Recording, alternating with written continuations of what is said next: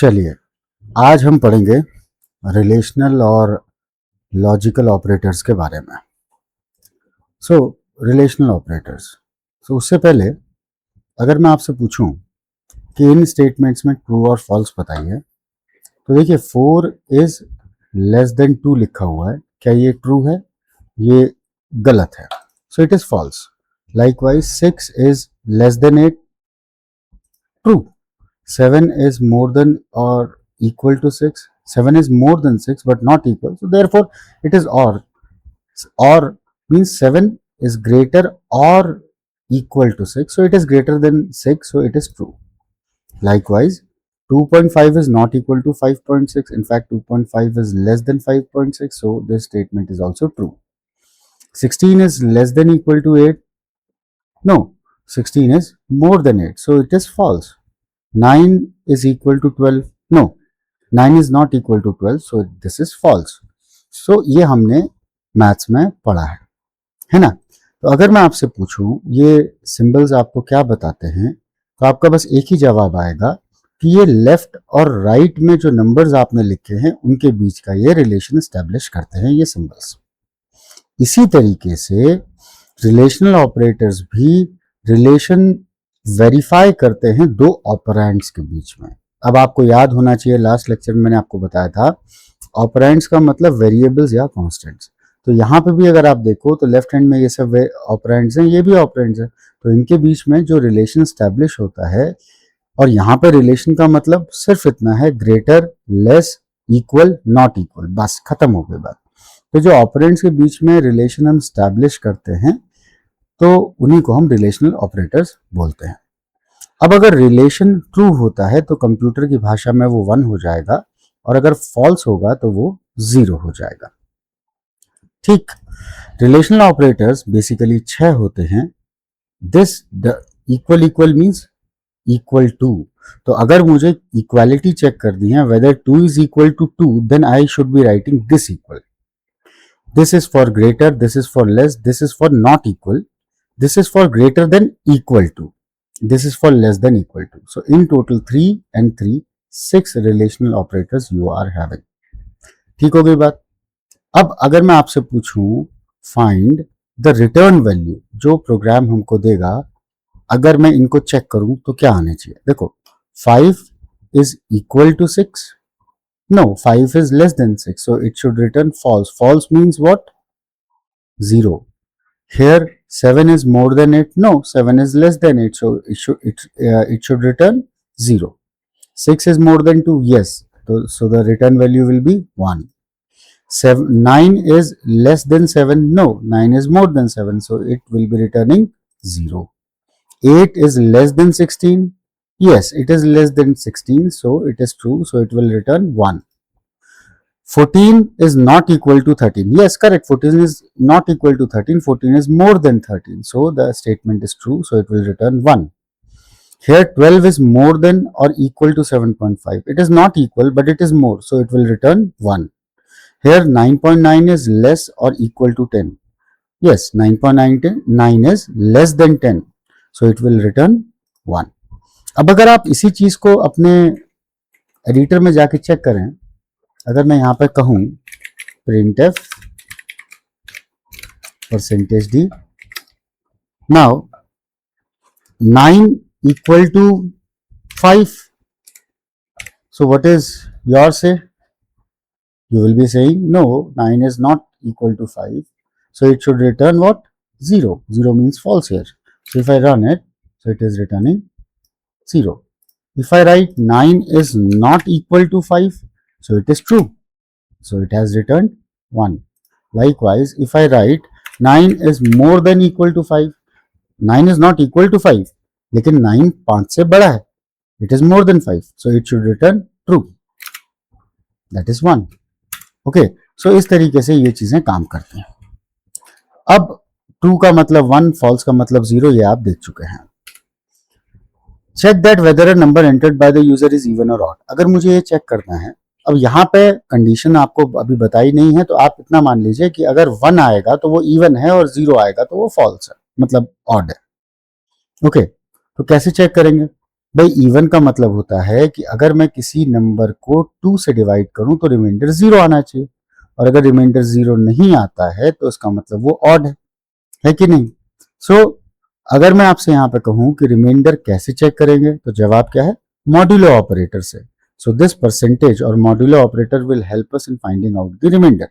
तो अगर आप इसका प्रोग्राम लिखें तो आप यूजर से एक नंबर मांग लें, int n and then printf enter a number and then scanf, और उसके एड्रेस पे, n के एड्रेस पे डेटा भेज दें। किस फॉर्मेट में, परसेंटेज डी, इंटीजर के फॉर्मेट में, क्योंकि n as a integer define किया हुआ है। So at the address of n आप ये डेटा सप्लाई कर दीजिए। अब क्या करना है, अब मुझे यहाँ पे चेक करना है। अब मैं सीधे से ये कह दूं, देखो अगर 1 आएगा इसका मतलब इवन है, 0 आएगा मतलब ऑड है। ओके, सो अगर मैं कहूं कि n का जब डिवीजन किया जाए 2 से तो जो रिमाइंडर आएगा वो अगर 0 आएगा तो क्या होगा, इवन। तो अगर ये स्टेटमेंट में 1 आता है तो इसका मतलब, क्योंकि देखो n मॉड्यूलो 2 अगर 0 आएगा तो 0 equals to 0, so it will be returning what, 1। तो 1 आ रहा है तो इसका मतलब इवन है, अदरवाइज ऑड है। So if I run this program, let's say 10, क्या आया 1, तो ये इवन नंबर हो गया। अगेन रन करता हूं, सो लेट्स से 7, देखिए 0 आया, सो it is a odd number. तो इस तरीके से हम इसे देख सकते हैं। तो दिस इज द प्रोग्राम। अब अगर मैंने 16 दिया तो 1 आया इवन, और 9 दिया 0 आया ऑड। ओके, अब लॉजिकल ऑपरेटर्स। लॉजिकल ऑपरेटर्स क्या होते हैं, अब इसके लिए आप सोचिए, आपसे अगर मैं कहूं कि क्या आप वोट दे सकते हैं, तो आप कहोगे कि हाँ दे सकते हैं, लेकिन कंडीशन ये होनी चाहिए, या ये इस पर निर्भर करता है, डिपेंड करता है कि क्या मेरी उम्र 18 साल से बड़ी है, और दूसरी एक और महत्वपूर्ण बात है कि क्या मैं भारत का नागरिक हूं, am I citizen of India. तो अगर ये दोनों कंडीशन ट्रू होंगी, दैट मीन्स मैं 18 साल से बड़ा भी हूंगा और मैं भारत का सिटीजन भी हूंगा, तभी मैं वोट कर सकता हूं, अन्यथा मैं वोट कैसे कर सकता हूं। सो इस पर्टिकुलर केस में आप देखो ये दोनों कंडीशन ट्रू होनी पड़ी, this and this, then I can vote. तो दैट्स व्हाई इस पर्टिकुलर केस में मैंने क्या यूज किया, and this condition and this condition दोनों ट्रू हो रही हैं तो मैं वोट दे सकता हूं। अब दूसरी तरफ देखिए, can you get admission through JEE, joint entrance examination के थ्रू आप एडमिशन ले सकते हैं क्या कहीं, तो भाई वो किस पे डिपेंड करता है, पहला आपने जेई मेंस दिया होना चाहिए या जेई एडवांस दिया होना चाहिए। तो अब मैंने यहाँ पे क्या कहा, और जेई मेंस और जेई एडवांस। सो इस केस में कोई भी एक कंडीशन अगर ट्रू है तो मेरा काम हो गया। तो only one condition need to be true है।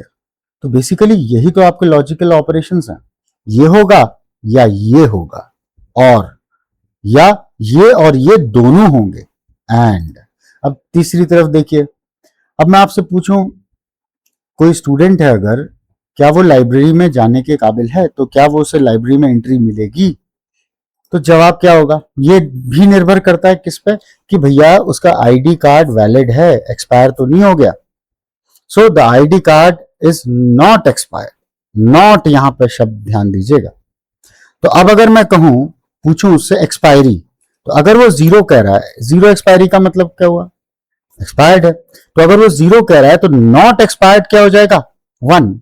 बात समझ में आई कि नहीं, सॉरी, एक्सपायर्ड अगर 0 है तो इसका मतलब वो एक्सपायर नहीं है, तो नॉट एक्सपायर्ड क्या हो जाएगा, 1, तो एंट्री अलाउड है। दैट इज नॉट एक्सपायर्ड पे ही एंट्री होनी थी। वहीं दूसरी तरफ अगर वो कहता है एक्सपायर 1 है, इसका मतलब एक्सपायर हो चुका है, तो नॉट एक्सपायर्ड क्या होगा, 0, फॉल्स, तो एंट्री नहीं होगी। तो इस तरीके से हमारे पास 3 लॉजिकल ऑपरेटर्स होते हैं। तो एंड, जिसको 2 बार एंड लिखते हैं, ये एंड है, इसको आप यूज करना है, you are not suppose to write and here. और का मतलब होता है डबल पाइप, इसको हम कहते हैं लॉजिकल और ये होता है नॉट, नॉट निगेशन के लिए, अगर ट्रू है तो फॉल्स हो जाएगा, फॉल्स है तो ट्रू हो जाएगा। और एंड के केस में दोनों कंडीशंस ट्रू होनी चाहिए, एंड के लेफ्ट में भी, एंड के राइट में भी। और के केस में अगर कोई एक भी कंडीशन ट्रू हो गई तो वो वैलिड होगा, और नॉट के केस में तो सीधी सी बात यह है कि उसका निगेशन वो कर देता है। तो अगर आप इतनी बातें समझ गए हों तो आपने एक चीज महसूस की होगी कि केस कोई भी हो, आपको ये जितने भी ऑपरेटर्स हैं लॉजिकल, ये एक ही चीज रिटर्न कर रहे हैं। या तो ये रिटर्न कर रहे हैं 0 मतलब ट्रू, या ये रिटर्न कर रहे हैं सॉरी 0 मीन्स फॉल्स, या ये रिटर्न कर रहे हैं 1 मतलब ट्रू। तो हमेशा याद रखिएगा, रिलेशन ऑपरेटर्स की तरह लॉजिकल ऑपरेटर्स भी आपको 0 और 1 ही रिटर्न करते हैं। 0 मीन्स फॉल्स, 1 मीन्स ट्रू। अब आप इस टेबल को देखिए। अभी मैंने आपसे कहा एंड के केस में दोनों कंडीशन जब तक ट्रू नहीं होंगी तब तक रिजल्ट ट्रू नहीं होगा। और यहां पे ट्रू का मतलब 1 है, फॉल्स का मतलब 0 है। So if it is 0 0, so what it will return 0 only. दोनों कंडीशन फॉल्स हो रही है। अगर ए कंडीशन ट्रू है, बी फॉल्स है, तब भी वो फॉल्स होगा। अगर ए फॉल्स है और बी ट्रू है, वो तब भी फॉल्स होगा। ये तब ट्रू होगा जब दोनों कंडीशंस ट्रू होंगी, ये आप याद रखिएगा। दूसरी तरफ और का क्या है, कोई भी एक कंडीशन अगर ट्रू हो जाएगी ए और बी में से तो वो ट्रू होगा। सो पहले केस में दोनों फॉल्स हैं तो इसलिए फॉल्स है। दूसरे केस में पहली ट्रू है दूसरी फॉल्स है तो ये ट्रू होगा। Likewise 0 1 will also return true, that is 1, and 1 1 means दोनों कंडीशन ट्रू हैं, so answer will be true, that is 1। अब निगेशन क्या है, उल्टा कर देता है, 0 का 1 और 1 का 0 कर देता है। तो अगर a 0 है, फॉल्स है, तो नॉट a क्या हो जाएगा, ट्रू, दैट इज 1। और अगर a 1 है, ट्रू है, तो नॉट a क्या हो जाएगा, फॉल्स, दैट इज 0। ठीक, अब यहां से इसको चेक करते हैं। अगर a 3 है और b 2 है, तो अगर मैं यहां पे देखूं, is a equal to 3, so this is true, 1। अब दूसरी तरफ देखूं, is b more than 3, b तो 2 है, b is less than 3, so it is 0।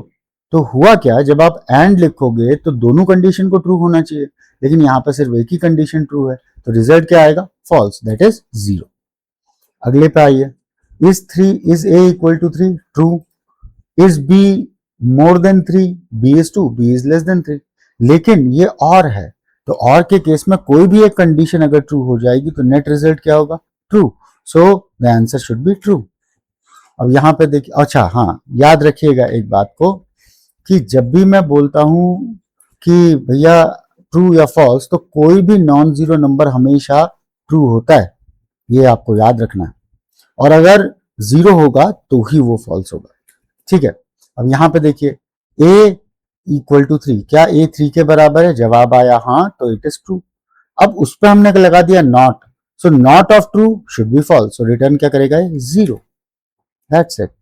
ये आप चाहें तो अपने प्रोग्राम पे भी कर सकते हैं। मान लीजिए a की वैल्यू है आपकी 3, ठीक है। अब आपने कहा, इसकी जरूरत नहीं है, आपने यहां पे क्या कहा, आपने कहा इज n इक्वल टू 3। अगर यहां पे आप नॉट लगा देते हैं और इसको रन करते हैं तो देखिए, सॉरी इट इज a ना, so it should be a। तो क्या a 3 है, जवाब आएगा हाँ a 3 है, तो ये 1 हो जाएगा, और not of 1 will be false, that is 0। So answer इसका क्या आना चाहिए, 0। देखिए 0 आ रहा है। तो इस तरीके से ये लॉजिकल ऑपरेशंस काम करते हैं। आप चाहें तो हम एक और कंडीशन ले सकते हैं, b को 2 लेते हैं और इसको हम चेक करते हैं। तो यहाँ पे हम एक और ले लेते हैं वेरिएबल b, इसको हम असाइन कर देते हैं 2, और ये क्या है, a is 3 and b is more than 3।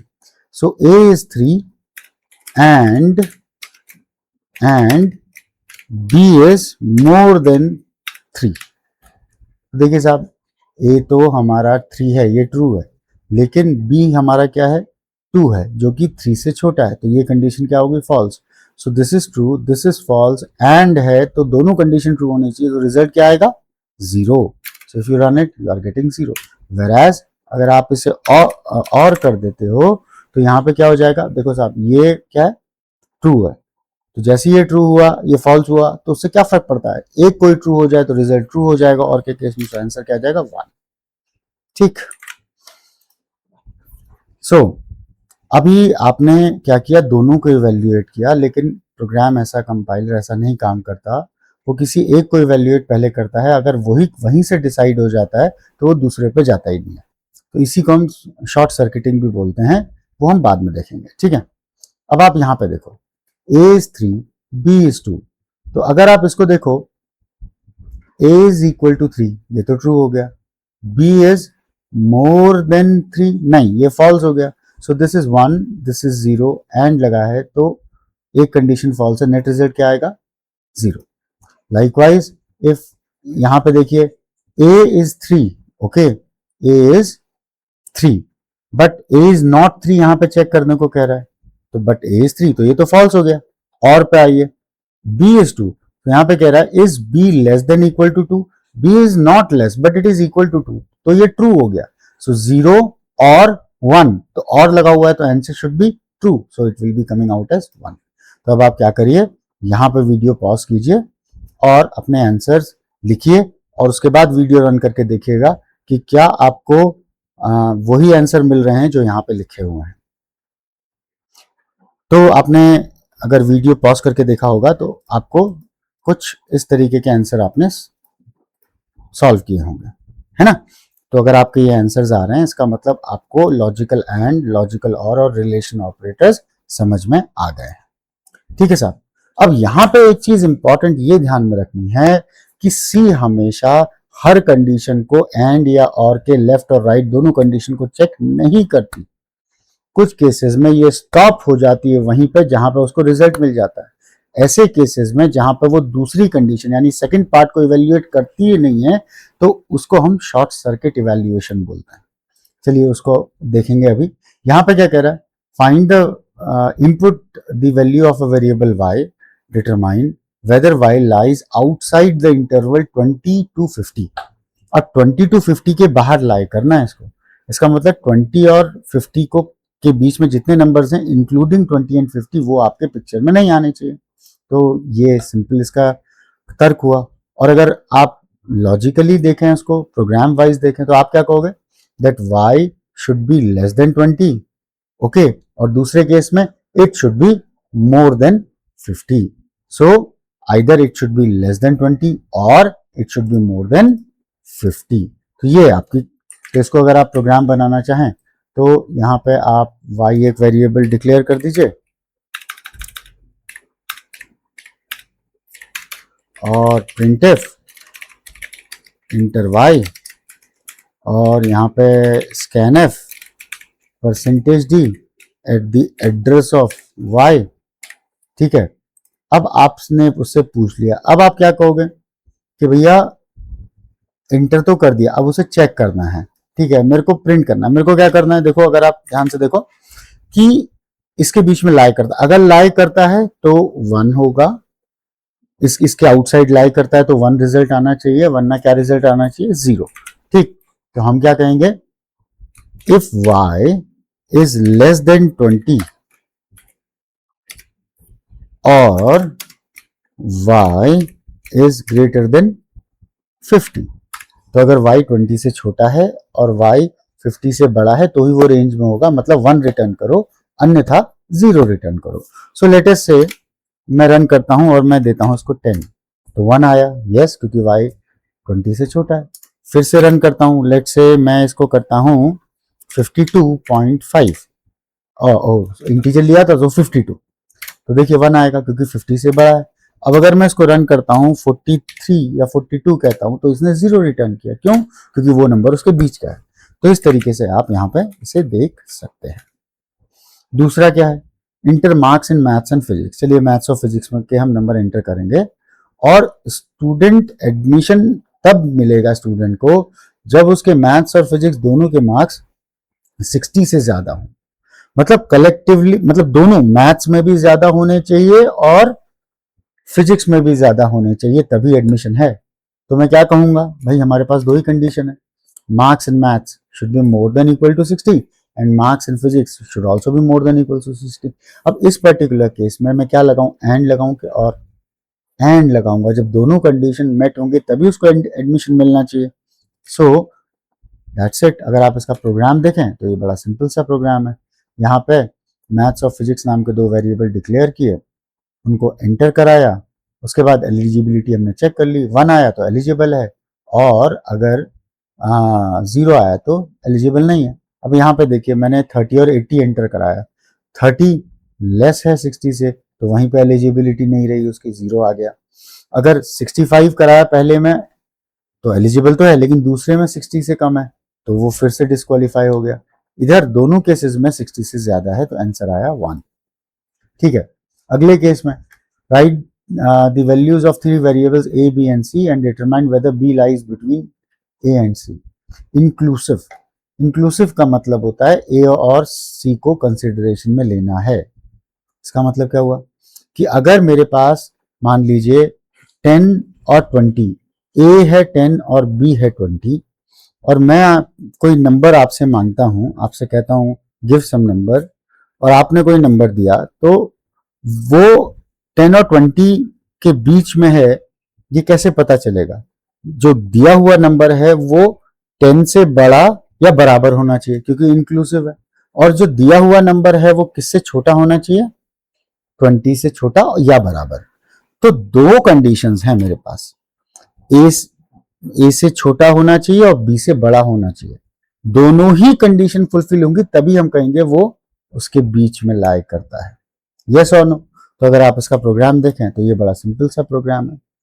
ठीक, हमने a b c 3 variable declare किए, ए और सी को इंटर कराया जो कि रेंज है जिसके बीच में हमें चेक करना है, फिर बी को एंटर कराया यूजर से वो नंबर जिसको हमने चेक करना है कि उस रेंज में लाई करता है कि नहीं।